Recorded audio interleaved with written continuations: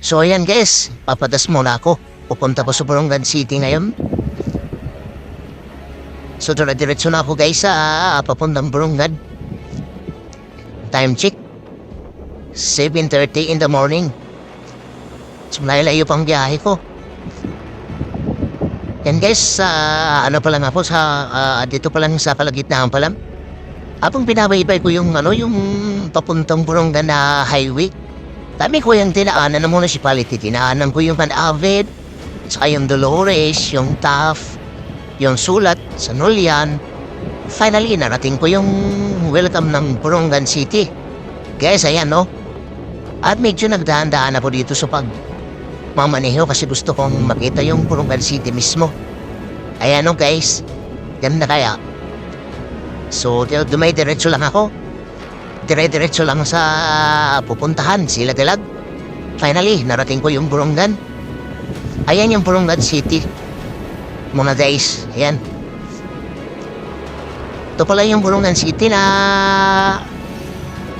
city sa Eastern Samar. Yung pinakamalaki na city. Ayan, may McDo. Ayan. Tapos may mall. At ito pala yung mall na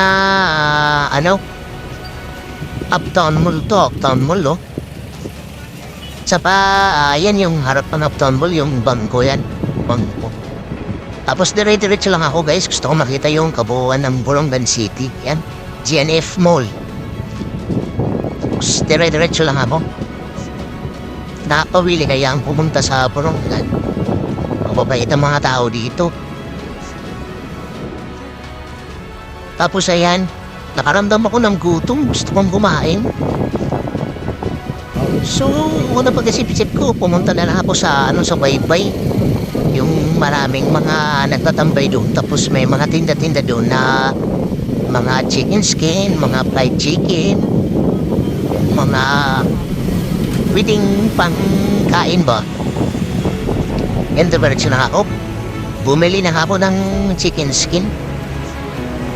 Kasi gutom na si Ilagalat eh. Wala pang almusal. Dire-diretso na. So ayan, bumili na ako para may makain na. Para makadagdagan yung energy ni Ilagalat. Chicken skin. So ayan guys.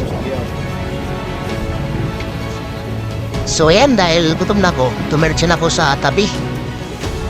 At papapaking ko na yung binili kong chicken skin. Wala pang rice yan. Kasi diet yan sila Dalag. So ayan guys, maraming salamat sa susunod na video. Thank you for watching.